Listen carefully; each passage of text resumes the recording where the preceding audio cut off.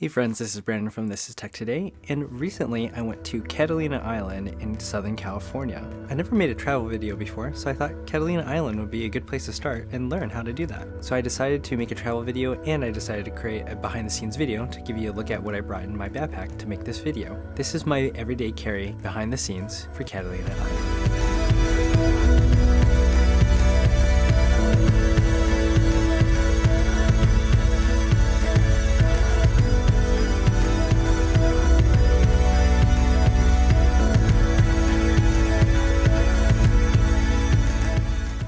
Now don't forget to watch the actual travel video, you'll find that link down below. So here's the most important item for this whole trip. It's my backpack. It's the Peak Design Everyday Backpack, and it comes in a couple different sizes. I have the 20-liter version. It's really cool, it can hold a lot of different things, including a laptop and a tablet if you wanted to. I didn't bring either of those in this particular trip because I didn't need it. So if you wanted to, you can actually remove one of your arms from the straps, and then the bag can sit on the side of your body, and you can open up that side pocket there and access different lenses, camera bodies, or anything else you have stored there. It's really cool. One thing you'll notice really quickly is there's a lot of little details and tricks to this bag. There's handles everywhere, there's these little straps right here that you can lock to prevent people from pickpocketing you. There's even these straps down here at the bottom that you can tie things down to it. And so this one in particular is handy if you have a drone. You can just tie your drone to the back of your bag, and then you just tuck them away when you're done. There's even more cable hooks on the side pocket where you can store a beverage or some other item there, but they hook onto these different little clips that are throughout the back.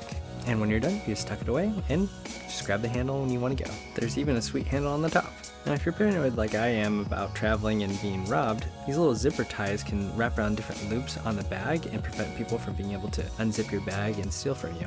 The straps for the bag pivot so it fits your body well. There's also a sternum strap there that's really helpful. It relieves some of the pressure that's put on your back, and there's a convenient luggage strap there as well.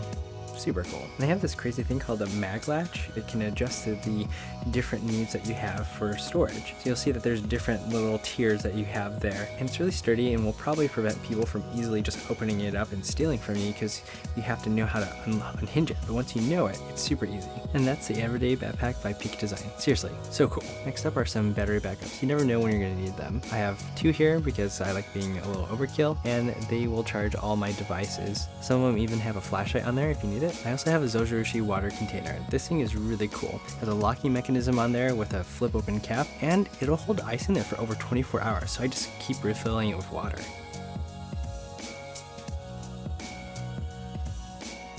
So I brought two different tripods with me, and I'll be honest, I didn't use any of them, and you'll see why later on, but this one is a Manfrotto compact aluminum monopod, and it's super helpful for making sure that your shots are really steady, and it is really compact and light.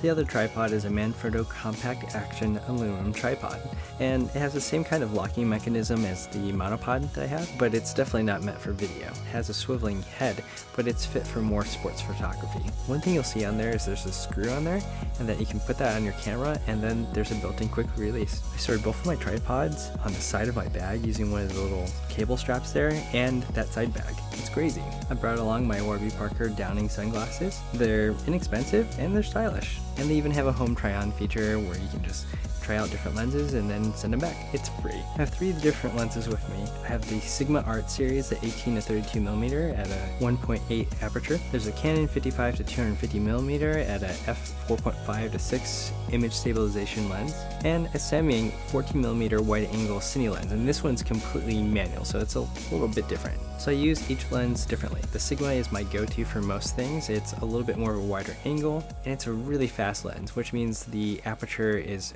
much higher. It's 1.8. One thing that's really cool about it is that it maintains the aperture throughout the whole entire zoom range, which is not common. It's almost like a prime. So the Samyang is a little bit wider. It is 14mm instead of the 18mm that you just saw, so you can see more of the shot. And this Canon zoom lens is 55mm to 250mm. And one thing you'll notice is that the aperture or exposure will change as you zoom in. Now that's the most common thing for most zoom lenses, which is why the Sigma rocks. And you have to have your Zeiss cleaning kit and extra batteries.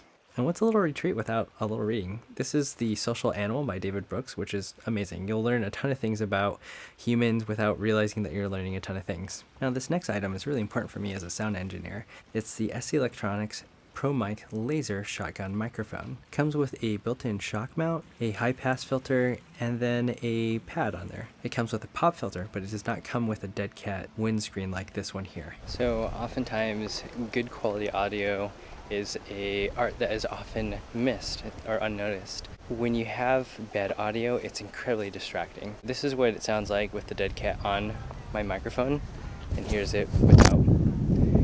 So I'm sure you can hear tons of wind noise. It's probably blown out and hard to hear me. And then let me put it back on. So do you have a greater appreciation for good audio? Now here's the reason why I didn't use any of my other tripods. I had the Joby GorillaPod, and this thing is super cool because it's really flexible for different use cases. You can wrap it around different items, and it's what I use to make my time lapse. It's lightweight, it's adaptable, and it's pretty cheap. You gotta get one. And if you do any vlogging, this is the go-to tripod to use. This is what Casey Neistat uses. If you'd like to check out any of these items and get them for yourself, look down below in the description, you'll find some links there. Thanks once again for watching This Is Tech Today. Make sure you watch the actual travel video, that'll be down below as well. And if you enjoyed it, give me a thumbs up and subscribe. If you have any pointers for me for improving my travel videos, let me know in the comments below. I'd love to learn from you guys as well. I love interacting with you guys. Thanks once again. Until next time.